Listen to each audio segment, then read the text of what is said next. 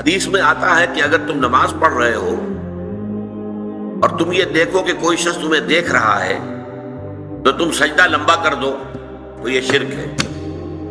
پہلے تمہارا سجدہ فرض کیجئے 10 سیکنڈ کا تھا، جب تم نے دیکھا کہ کوئی تمہیں دیکھ رہا ہے اب آپ نے 5 سیکنڈ کا اضافہ کر دیا، 15 سیکنڈ کا سجدہ کیا۔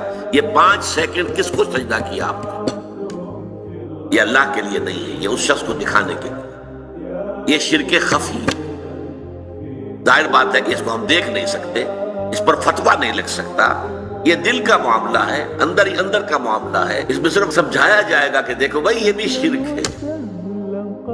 حضور نے فرمایا کہ شرک خفی کو پہچاننا اتنا مشکل ہے جتنا کہ کسی گھم اندھیری رات کے اندر کسی سیاہ پتھر پر چلنے والی سیاہ چیونٹی کو دیکھنا مشکل ہے۔